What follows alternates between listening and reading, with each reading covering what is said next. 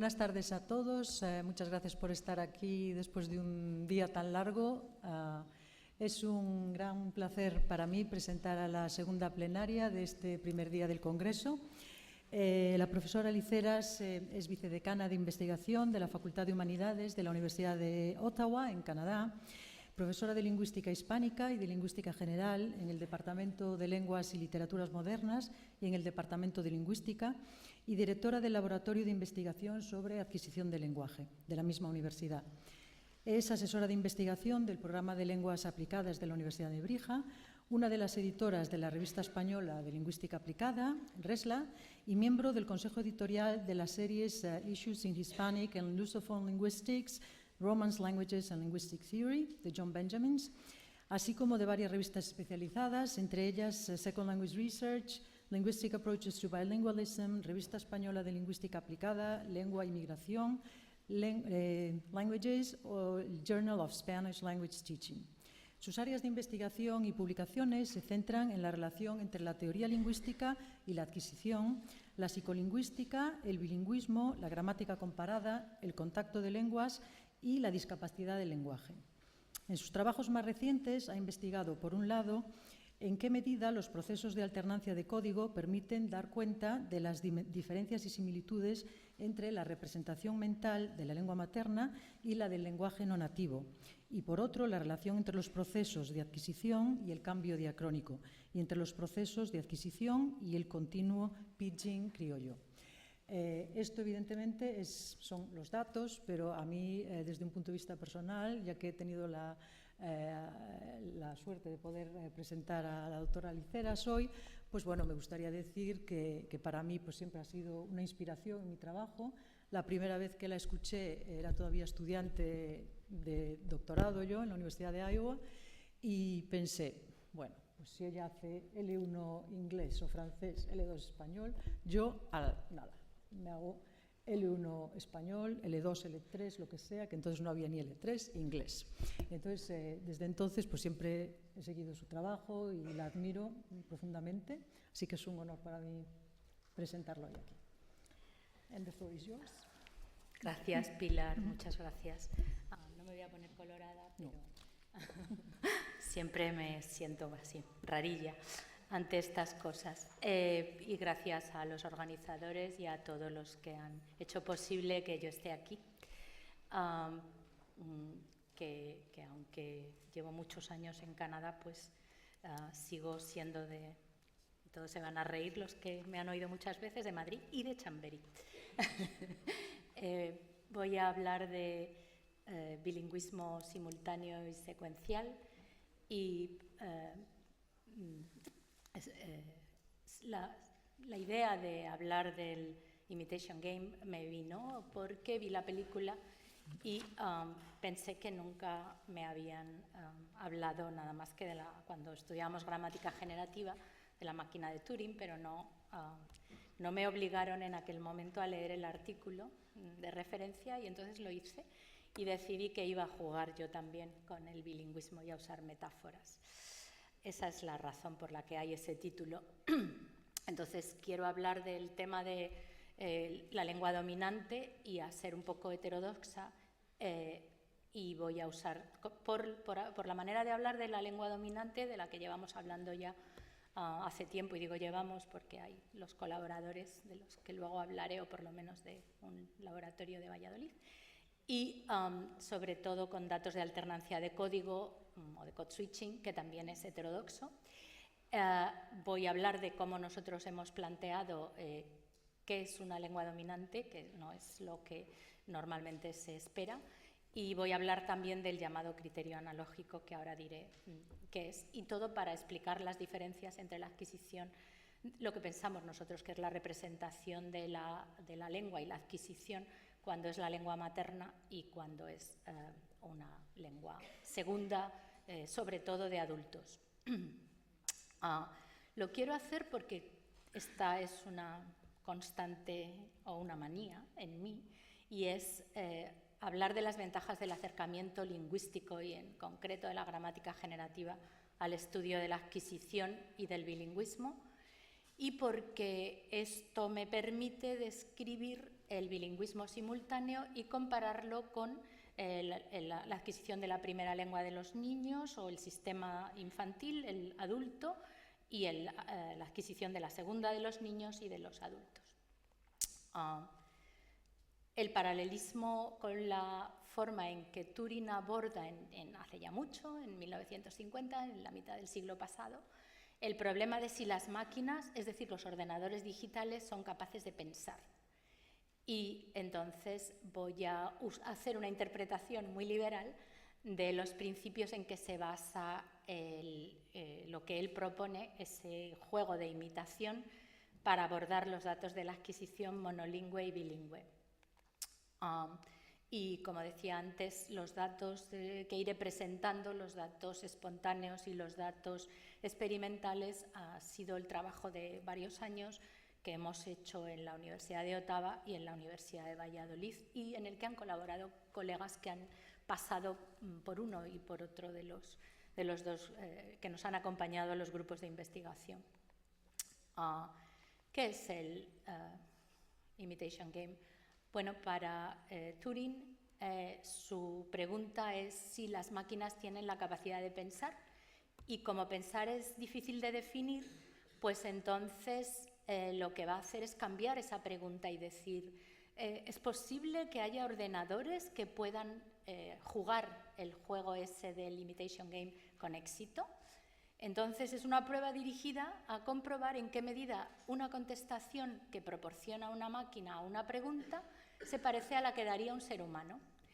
Entonces nos va a dejar muy claro que no es lo que plantea ese juego, no es determinar la habilidad de dar contestaciones correctas a las preguntas, sino en dar una contestación posible y además comparable. Entonces, para nosotros, una pregunta que nos podemos hacer es, ¿son los bilingües simultáneos la suma de dos monolingües, sí o no? Y eso se debate. No es fácil contestarlo y no hay acuerdo porque, obviamente, el que aprende una de las dos, es monolingüe de una de las lenguas, no tiene acceso al input de la otra lengua, es monolingüe, y viceversa, ¿no? Entonces, en el juego, con el bilingüismo simultáneo, lo que podemos hacer es preguntar en qué medida las contestaciones que nos dan los datos o que podemos obtener a través de los datos nos permiten diferenciar a un bilingüe simultáneo de cada uno de los monolingües de las dos lenguas que el bilingüe simultáneo domina. Entonces, si la corrección no es una condición, podemos dejar un poquito de lado la competencia lingüística y ver qué pasa. Y hay que poner condiciones al juego, porque, claro, la comparación no es justa. Una máquina no puede ir bueno, Apple es buena, pero no puede ir a concursos de belleza, y no podemos penalizar al hombre porque pierda la carrera contra un avión. Entonces, las condiciones del juego que proponemos tienen que hacer de estas discapacidades, tienen que hacer que sean irrelevantes. Y lo mismo puede decirse de la manera en que definimos una máquina. Además, queremos poner condiciones al juego porque no podemos penalizar al bilingüe simultáneo porque está expuesto al input de dos lenguas, y tampoco al monolingüe porque no está expuesto al de la otra. Entonces, ¿cómo vamos a hacer el juego? ¿Qué condiciones vamos a poner al juego para que las respectivas discapacidades, por así llamarlas, sean irrelevantes? Bueno, ¿qué es el juego? Bueno, el juego consiste en que hay un hombre, puede llamarse A, una mujer y un interrogador. Y el interrogador debe decidir cuál de los otros dos es el hombre y cuál es la mujer en el juego de Turing. Entonces, hace preguntas tanto a A como a B. Por supuesto, no los ve, ¿sí? Y tampoco los oye. O sea, que tiene que ser todo preparado para que no haya pistas. Si la máquina a veces adopta el papel de A en el juego, entonces lo que va a hacer es tratar de engañar de alguna manera y entonces lo que se plantea Turing es decir, ¿son las máquinas capaces de pensar? No. ¿Puede la máquina acertar o dar la misma contestación a las preguntas de si es un hombre o una mujer que el ser humano? Entonces nosotros lo que vamos a hacer es decir, bueno, hay datos del bilingüe, hay datos del monolingüe de cada una de las lenguas, el interrogador hace preguntas y codifica y lo hemos visto todo el día y lo veremos mañana y pasado, las contestaciones, trata de aislar diferencias entre un grupo, otro grupo, lo podéis adoptar para cualquier tipo de datos y entonces va a preguntar va a hacer esas preguntas. Además, ¿qué pasa si los datos son datos experimentales en lugar de datos naturales? Este va a ser para mí el contraste entre la máquina y el ser humano. Podemos decir que los datos naturales son el ser humano y los datos experimentales son la máquina. Y cuando obtenemos esos datos, van a ser las contestaciones a las preguntas las mismas que a partir de los datos naturales. Y podemos hacer preguntas diferentes o formular las preguntas de forma diferente y vamos a superar la trampa o la dificultad que supone concebir la adquisición del bilingüe como la suma con este tratamiento o no. Al menos podemos jugar. Entonces, para cumplir los requisitos, como decía, del juego, es un texto escrito y el interrogador no puede ver a o B.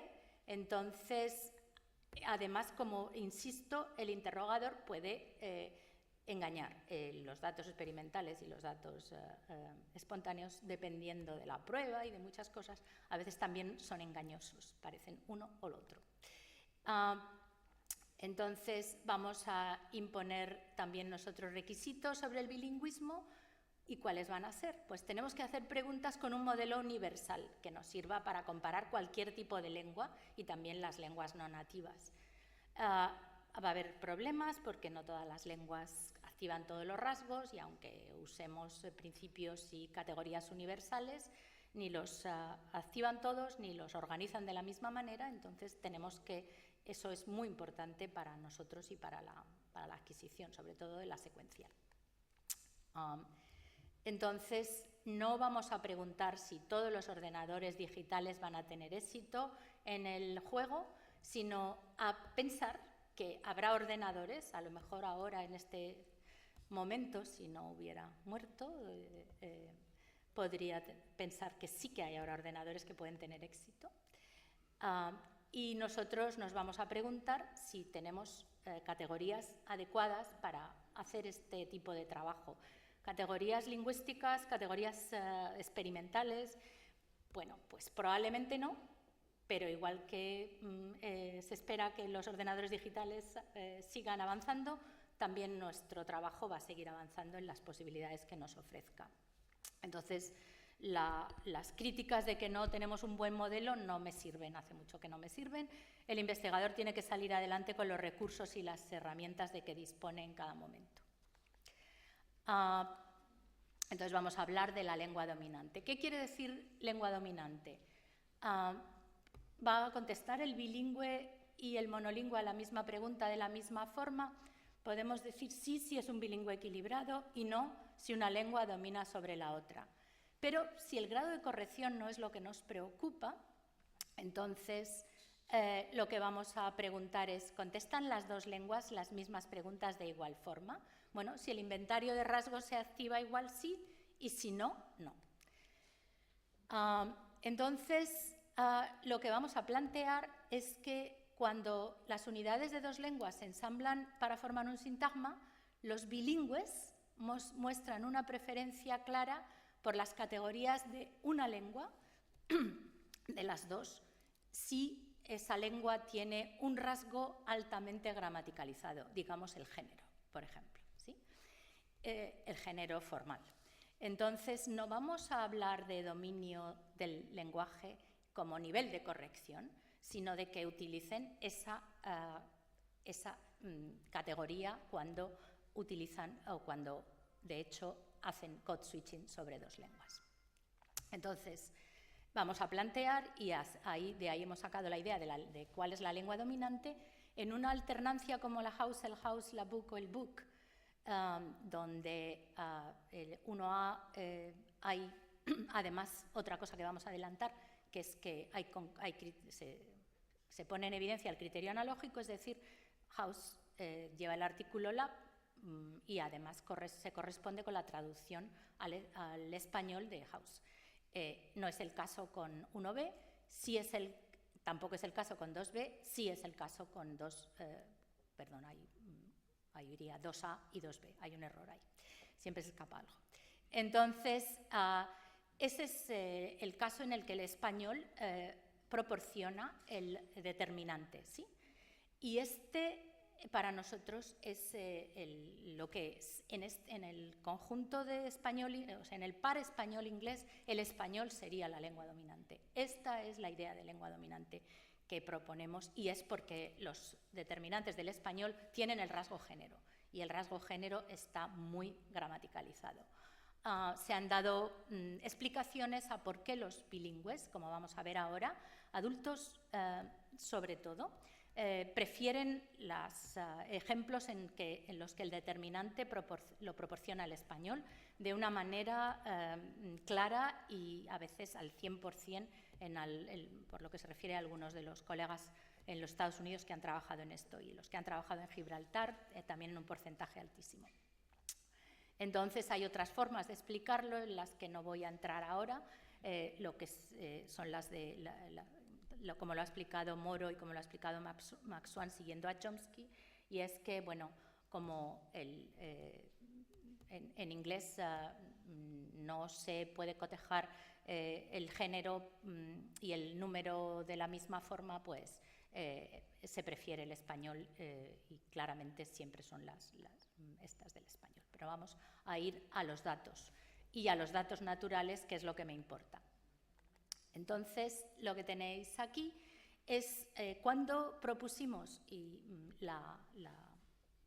cuando nos enfrentamos a los datos y después hicimos la propuesta sobre la materialización de los rasgos, lo que vimos es que en los que había disponible en ese momento una niña bilingüe, Manuela, en los datos en los que había hecho, y no es una niña que viviera en una sociedad donde se hace sistemáticamente alternancia de códigos, sino en su adquisición bilingüe en Inglaterra con padre de habla hispana, madre inglesa, lo que hace es que en esa producción, y pensar siempre en la house frente a de casa, hay 16 casos de español en los que el español proporciona el determinante, 2 en los que el inglés lo proporciona.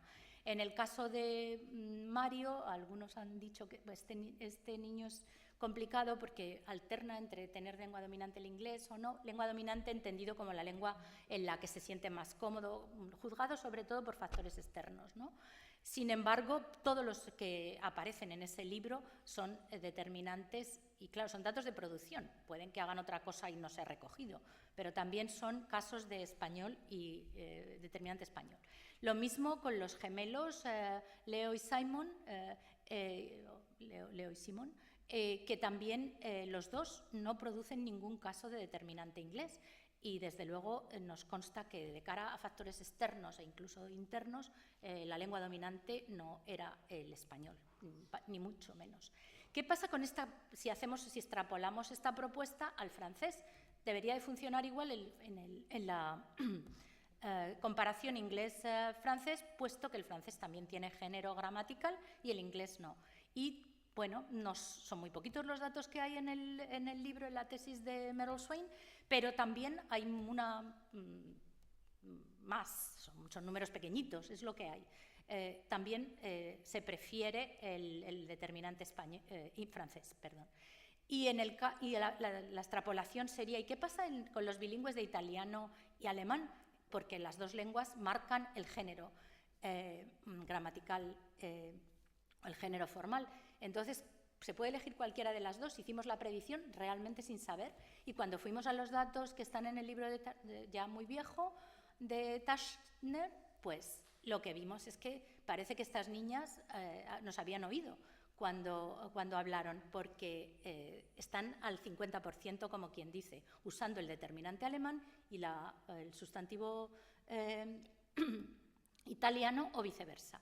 Luego, los datos espontáneos de los bilingües que crecen bilingües simultáneos presentan esto cuando son niños.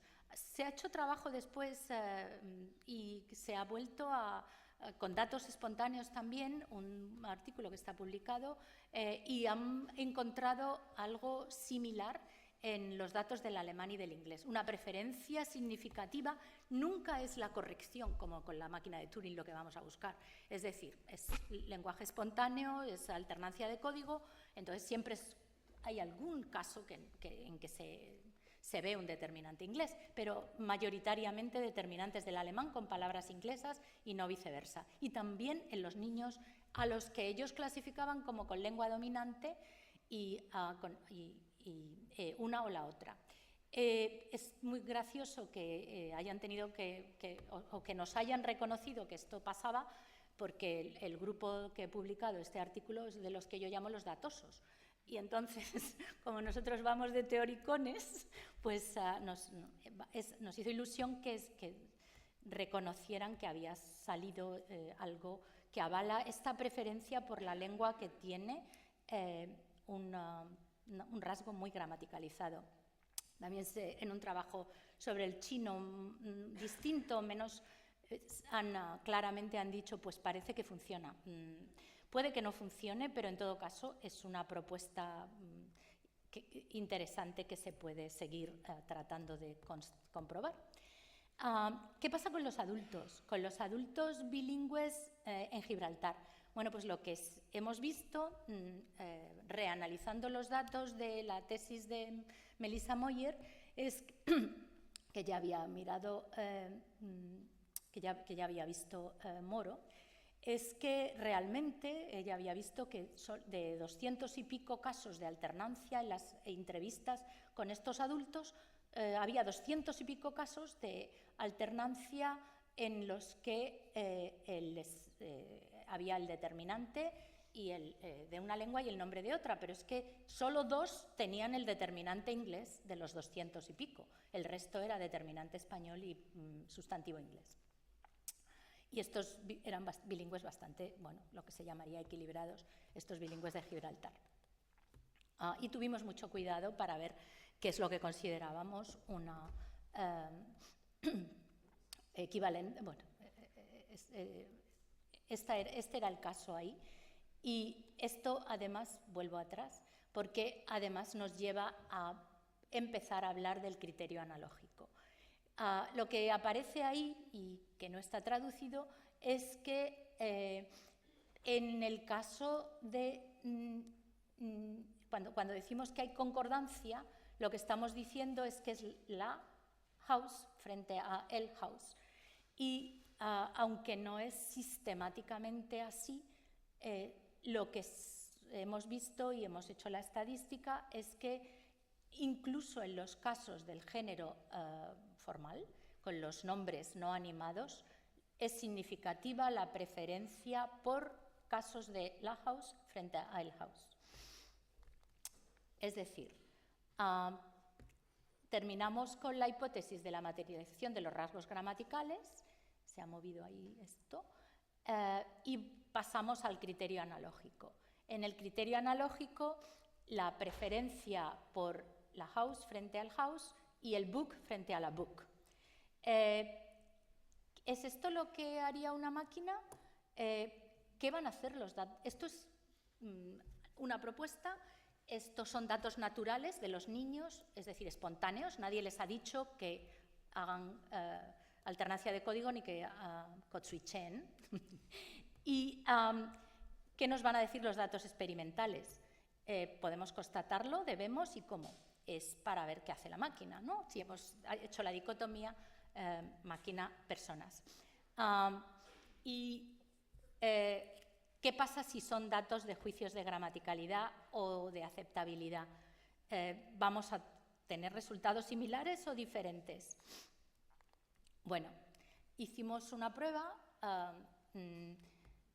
para ver una tarea de juicios de gramaticalidad donde pedíamos que dieran respuesta a una serie de oraciones en las que había un caso de alternancia de código. Había un diálogo corto, luego había una respuesta y tenían que valorarla con eligiendo uno de los emoticones, los niños, y utilizamos la misma prueba para los adultos, que no se ofendieron como pensábamos que podían ofenderse. Y además, en una prueba, estas eran las oraciones, y siempre tuvimos bastante cuidado en cómo lo elaboramos. No había palabras que empezaran con vocal que creara problemas con el sin femenino, etcétera, etcétera, pero era lenguaje escrito en el caso de los niños, de los adultos, oral en el caso de los niños. Entonces, en el caso de los niños, teníamos un grupo de niños que llamaríamos Heritage de inglés, porque eran niños que estaban en una familia inglesa o de padres anglófonos en España. Y luego unos niños que habían empezado muy temprano a estudiar inglés, a estudiar en un colegio de inmersión, ¿sí? Y estos son tenéis ahí la media de edad de los niños que hicieron la prueba, ¿sí? Y el número de niños que la hicieron, y estos dos tipos de niños, o sea, unos bilingües secuenciales y los otros bilingües simultáneos, porque desde pequeños en la casa habían hablado inglés. Entonces, los datos que tenemos de los niños se presentan ahí, y la pregunta es, ¿qué prefieren? Por ejemplo, de casa o la house, cuando han evaluado suficiente número de casos en los que se los presentábamos. Entonces, es muy curioso que en términos de direccionalidad van a preferir la opción que nunca producían o que producían de manera no sistemática. Es decir, la máquina nos está jugando una pasada aquí, no está funcionando como los datos naturales, ¿verdad? Entonces, eso por lo que se refiere a la direccionalidad. Quiero decir que se elige antes, empiezan por el determinante español o por el determinante inglés. Entonces, ahí se comportan los niños igual, pero los datos no. Y en cuanto al criterio analógico, a lo que hemos llamado el criterio analógico, la preferencia que mostraban los hablantes de Gibraltar y que ya vimos por la Concord en los datos naturales, en estos datos experimentales la prefieren los niños que han empezado a aprender inglés cuando han empezado en ese colegio de inmersión. Pero es significativa la preferencia. Los otros, los niños de herencia, parecen menos nativos de español, aunque vivan en España, porque llega casi a la preferencia, pero no es igual de clara, ¿no? Entonces no tienen tan claro la preferencia entre la train y el train y el house y la house, como la tienen los niños que estaban en el colegio de inmersión y que llamaríamos claramente, por factores exteriores, dominio de la lengua, etcétera, lengua dominante. En el caso de adultos, les hemos pasado la prueba experimental, no adultos hablantes que han producido datos espontáneos, y lo que nos encontramos es igual, que también no les molesta para nada cuando tienen que juzgar el ver un determinante inglés y un sustantivo español. No les molesta, ¿sí? No tenemos datos de hablantes de segunda lengua que hayan hecho alternancia de código.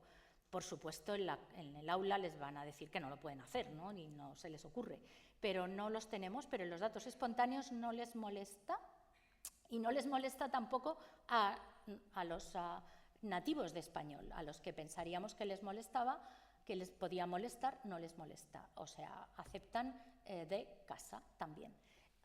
Y igual, ¿sí? Pero lo que sí que vemos es que... Oh, ¿qué he hecho? Oh, ya sé lo que he hecho mal. Lo que sí que vemos es que, pese a que no les molesta esa direccionalidad, sí que no les molesta que haya, sí que prefieren, más que eso, lo que más les molesta es que haya un femenino con un nombre que en la traducción es masculino, es decir, algo como la pencil, ¿sí? Esto es lo que más les molesta.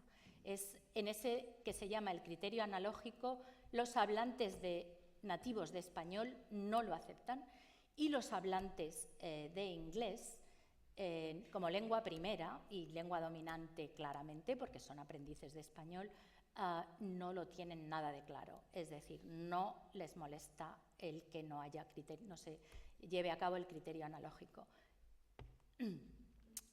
Y esto no ha pasado solo con los datos que obtuvimos al principio ya casi de este siglo, sino que después hemos vuelto a conseguir a obtener más datos con una prueba diferente. La prueba de los emoticones en este caso, la otra era una prueba sin emoticones, la otra que mostré, solo con las oraciones, y eran adultos, unos en Canadá, otros en España. Los que aparecen en verde es el grupo de Canadá, llevan X años, podíamos pensar que había atrición, de cara al criterio analógico, pues no. Nos salen los datos exactamente iguales con una prueba diferente. No les molesta, en el gráfico, las columnas que están a la izquierda, no les molesta el determinante inglés, pero les molesta que no haya concordancia es decir, les molesta el house y sobre todo les molesta la pencil, ¿sí? Igual, esta parece bastante enraizado en la mente del nativo, pero que es bilingüe porque ya ha adquirido la otra lengua y la ha adquirido a un nivel alto. Lo que no voy a entrar es si esto de verdad nos permite decidir en qué medida se están acercando a los nativos, a los nativos de español en esta preferencia. Tenemos datos de eso, no está claro que sea un índice de... con la prueba aquella no nos salía claramente que sea un índice de haber llegado a dominar, que sería otra manera de explicarlo, el rasgo de género, o a clasificar los sustantivos del inglés con la traducción del español. Es decir, es lo que parece que hacemos cuando aprendemos una lengua segunda en la que no hay artículo como adultos, automáticamente clasificamos los sustantivos de esa lengua como los clasificaríamos si es que tenemos un equivalente en español. Okay. Entonces, cuando volvemos esto con el género, ¿sí? Pero, ¿qué pasa con la alternancia entre el sujeto y el verbo? Que también se ha planteado la posibilidad de que en el lenguaje espontáneo, no sé cuánto tiempo tengo todavía,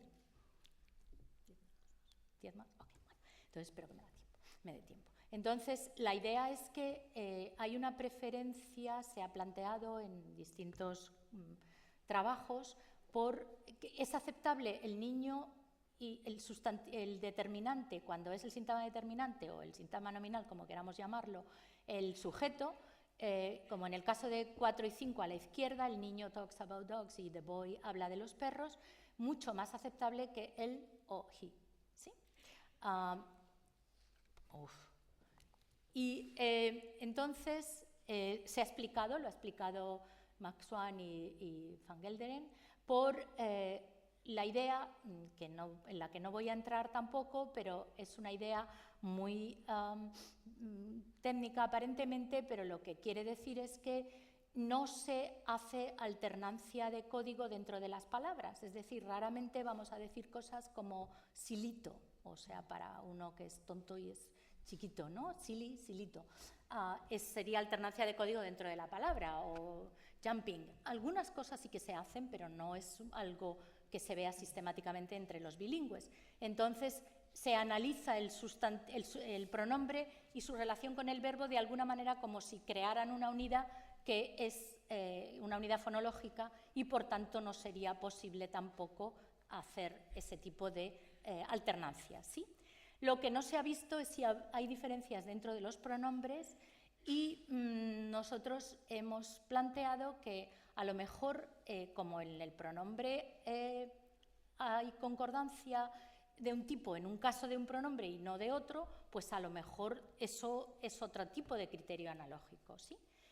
Es decir, la idea sería, y voy a ir deprisita, pero la idea es que en el caso de la concordancia para el español con el inglés, pues no hay concordancia ahí porque el inglés no tiene nada que ofrecer en la primera persona y en la segunda, pero en el verbo inglés. Pero en el caso de la tercera sí que el inglés, que va contracorriente, sí que ofrece, porque la mayoría de las lenguas marcan otras personas, pero no la tercera, pues marca la tercera persona y en ese caso sí que el sujeto del español encuentra una manera de cotejar un rasgo, que es lo que está explicado ahí con los símbolos de rasgo cotejado o evaluado, como queramos llamarlo. Pero la idea es bastante simple, es decir, cuando yo digo el reads, puedo hacer concordar en tercera persona. Cuando yo digo yo, no. En el caso del español, pues no. Entonces, lo que estamos planteando es llamarlo una especie de criterio analógico. Necesitamos esa concordancia para llevar a cabo, para que nos parezca natural la alternancia. Tengo el dedo más gordo. Bueno. Entonces, hicimos una prueba también de este tipo, también con emoticones. También les dimos pronombres y determinantes o sintagmas determinantes de voy, el niño o nominales. Y, ¿qué ha pasado? ¿Se ha ido? ¿Qué? Estos eran los participantes. Teníamos niños y teníamos, y estos son los resultados, eran los niños hablantes de inglés de herencia. Y lo que vemos es que prefieren los sintagmas determinantes a los pronombres y de manera significativa. Esto es clarísimo. En el caso de los niños que hablan inglés como lengua segunda, prefieren también lo mismo igual en español y en inglés, ¿sí? No hay ninguna diferencia en las dos lenguas. Cuando vamos a los casos de las personas, en este caso, los pronombres de tercera persona se prefieren a los de primera y de segunda persona. Se prefieren. Hay una tendencia, no tenemos suficientes datos, no sabemos si van a seguir, pero no es una tendencia significativa. Y en el caso de los niños que hablan inglés como L2, los prefieren también y además de forma significativa. Luego, hay una pequeña diferencia de nuevo, curiosa, entre los niños, en lo que llamaríamos el criterio analógico, entre los niños que son hablantes de herencia y los niños que son bilingües secuenciales, con respecto a esta necesidad de hacer cotejar el rasgo de tercera persona. Entonces, ¿qué hemos visto aquí? Que la preferencia por el criterio analógico por parte de este grupo de herencia no alcanza significatividad. Entonces, no esperábamos estas diferencias entre los dos grupos porque los niños viven en España y hablan inglés como lengua de herencia y todos los trabajos que se han venido haciendo en los Estados Unidos con los hablantes de herencia hacen que realmente la lengua dominante sea el inglés y no el español, al menos no ha salido en los trabajos que conocemos. Entonces, lo que nos planteamos es si es posible que no sea tan dominante el español para ellos o que el caso de que sea el inglés una lengua de prestigio o los padres, es decir, no lo tenemos claro en lo que se refiere al género gramatical y tampoco en lo que, sobre todo, que es un caso mucho más fuerte que el de la tercera persona por la cantidad de datos con los que ya contamos, ¿no? Entonces, el problema es que si queremos hacer una comparación y ver qué pasa con el inglés, pues no vamos a poder hacerla, salvo que nos inventemos un juego en que tengan que asignar género a las palabras del inglés, porque en inglés no hay género. Entonces no sabemos qué harían con los casos de género. Bueno,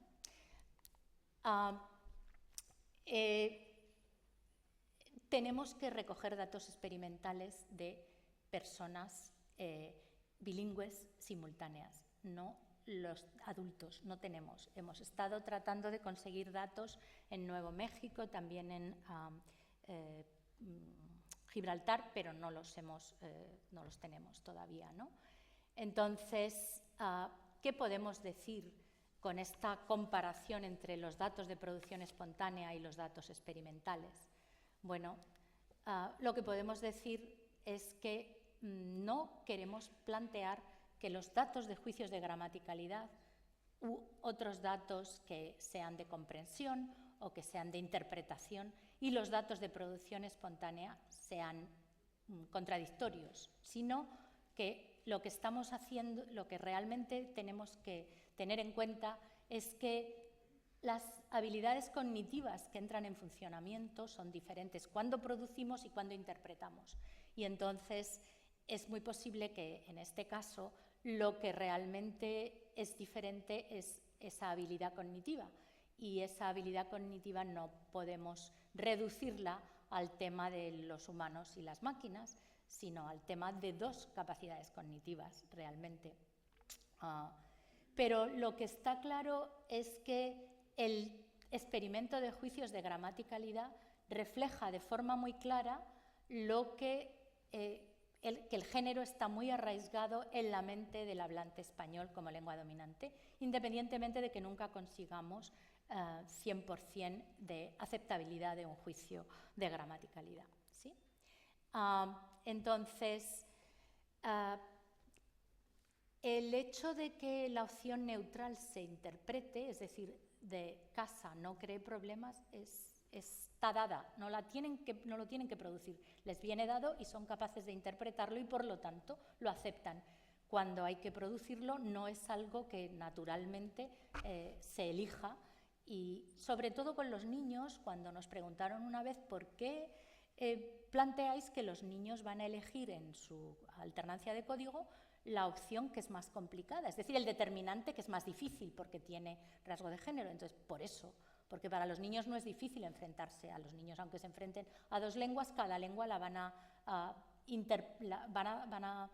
activar los rasgos de la lengua como los tienen que activar, y cuanto antes activen el rasgo género mejor, van a clasificar así no van a tener ningún problema. Los niños polacos no tienen problemas con la flexión del verbo y por lo visto es muy complicado, y los niños ingleses la tienen con la S de la tercera persona durante más tiempo, los niños monolingües, y es porque es mucho menos saliente. Luego no es nada extraño que esto pase en el caso de los niños. Lo que sí que está claro es que necesitamos más datos experimentales, experimentos diferentes y a lo mejor experimentos que sí que nos permitan ver qué pasa cuando estamos produciendo de forma natural. Es decir, que nos permitan, algunos piensan que a lo mejor con la alternancia con eye tracking o algo podíamos reproducir un poco lo que está pasando cuando producimos y no cuando interpretamos. Entonces, otro problema en el que queremos volver a insistir es esta diferencia que no nos esperábamos, que puede ser sutil, pero que nos ha salido en dos casos distintos entre los niños bilingües simultáneos, o los hablantes de herencia de inglés, y los niños bilingües secuenciales. No tenemos datos de los hablantes de español e inglés con el inglés de los monolingües de inglés comparado. No lo podemos comparar con respecto al género, pero sí lo podemos comparar con respecto a la concordancia y ver qué pasa. Me he dejado fuera muchos otros datos de persona que podíamos discutir y que queremos discutir. Esta diferencia de los hablantes de herencia o de inglés o de los bilingües simultáneos y de los bilingües secuenciales, seguimos insistiendo, nos parece interesante y creemos que es un trabajo que se debería hacer, ¿no? Otra vez queremos más datos experimentales con alternancia de código.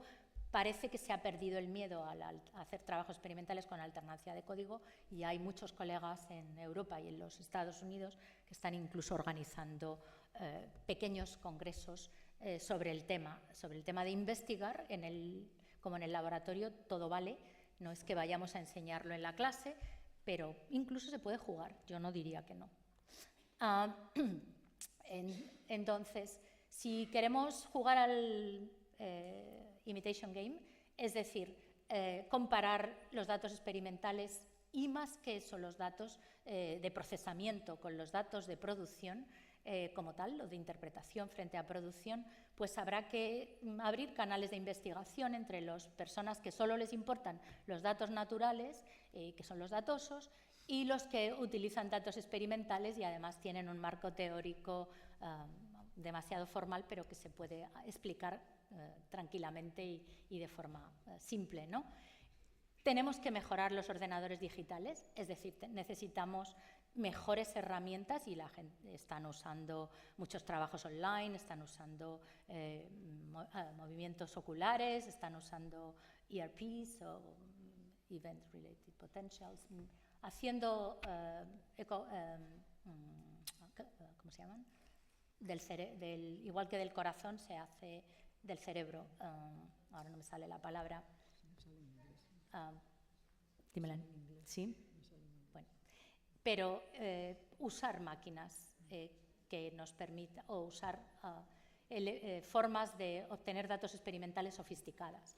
Y también a los humanos, es decir, a los datos naturales, ya está bien de solo contar y hacer cálculos. También deberíamos de buscar maneras más sofisticadas de dirigirnos a esos humanos. Y eso es lo que quería contaros.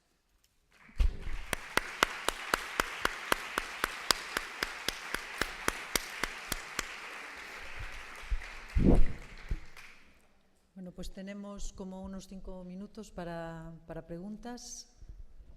¿Alguien tiene algún comentario, pregunta?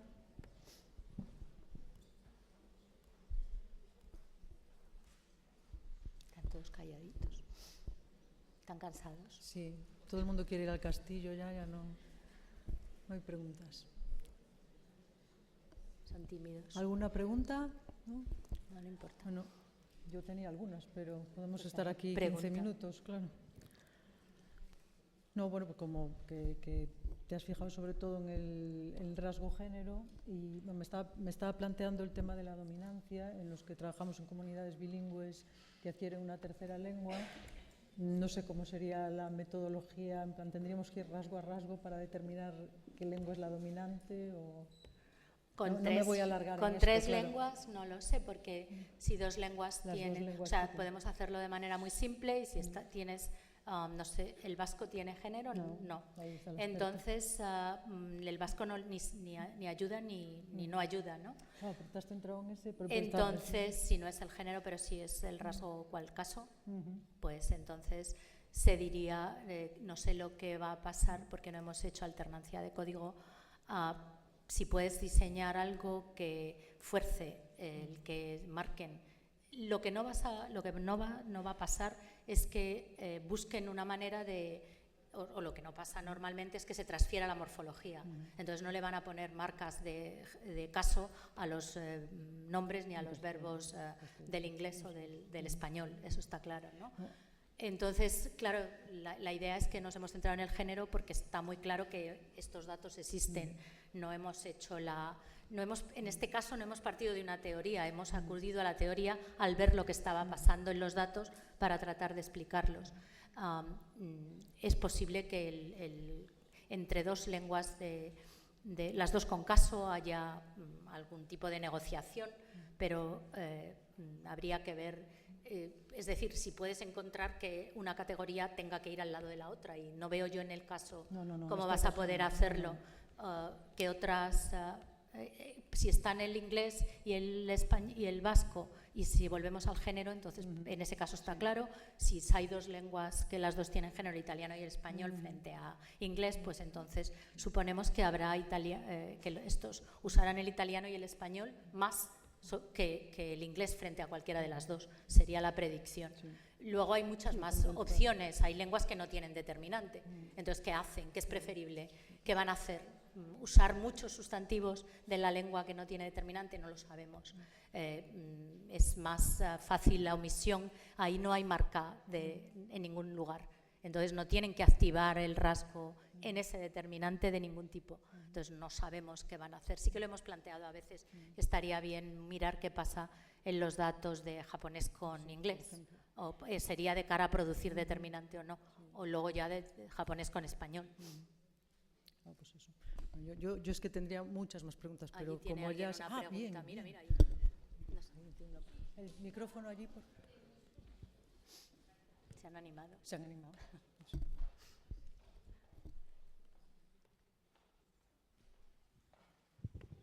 Gracias, buenas tardes. Comentaba usted que no habían encontrado todavía datos, no habían podido recoger datos de personas bilingües que estaban buscando en Nuevo México.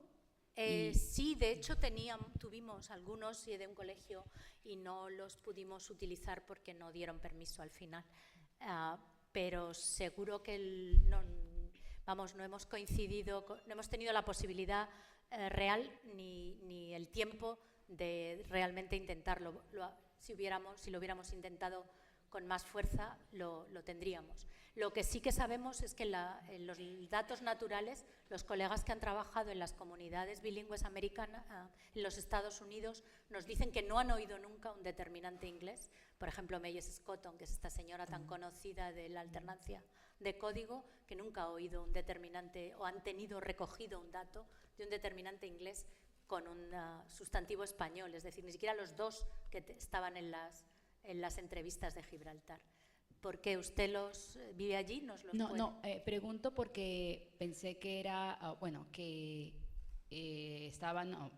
podría contribuir con datos, claro, en caso de que no he puesto atención, sinceramente, a ese dato, pero vivo en una frontera, soy mexicana y vivo en la frontera sur, en la que hay hablantes del español y del inglés. ¿Y hay mucha alternancia de código? Es que es lo que estaba pensando ahora. Sí hay mucha alternancia de código, pero tampoco he puesto, ahorita me puse a pensar en el determinante, ¿no? Y trato de recordarlo, pero no sé si es el sueño o que, el cansancio porque vengo de México y tengo el jet lag fuerte, o que no hay determinantes, ¿no? Pero usted tiene intuiciones. ¿Qué prefiere? Sí, ¿perdón? ¿Qué prefiere? ¿Qué prefiero de las alternancias posibles? ¿Qué le parece más natural, la house o de casa? La house. Claro. ¿Y cuando es la house frente al house? No me parece. Pero usted es de lengua dominante español. Yo no soy bilingüe, hablo de amigos bilingües. O sea, para mí no es tan obvio, pero es decir, tengo mucho contacto con ellos. Y estaba ahora pensando, a ver, ¿hay determinantes o no hay determinantes? Pero me parece que puede pensar, mi pregunta era si podría contribuir. Claro, pues tendré que ponerme a observar, ¿no? A escuchar. Por supuesto. Pero si las lenguas son inglés y español, o sea, sí. Nada más. Nosotros encantados, le pasamos las pruebas y le doy la dirección de correo electrónico. Sí, tener una guía, ¿no? Porque una cosa es mi conocimiento restringido y otra cosa ya una guía para saber si hay el uso del determinante. Me gustaría tener la oportunidad de escucharlo y participar, enviando datos, ¿no? De acuerdo. Sí, tenemos, ahora mismo tengo una alumna que acaba de terminar en Arizona, que también hay una comunidad muy grande y que está dispuesta a conseguirlo. Pero hay variables, o sea, ¿están controladas las variables para el levantamiento de los datos? Sí. ¿Tienen que ser niños en específico? No, pueden ser niños, pueden ser adultos, pueden ser niños de distinta edad, es decir, no sabemos lo que pasa.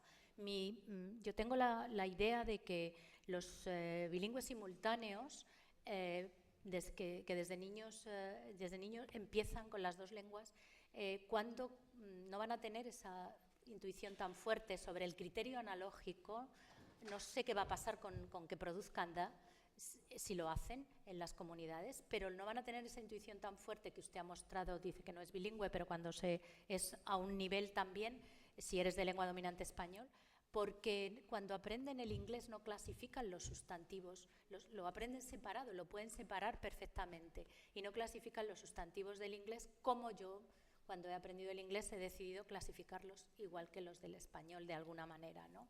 Porque para mí no puedo pensar en una mesa, en una table que no sea femenino, y lo digo, me refiero así cuando cambio de lengua, y lo mismo con los animales. Es muy interesante, hay muchos trabajos que se pueden hacer, por ejemplo, con el género real y con el género que parece por cómo termina la palabra, como con ardilla.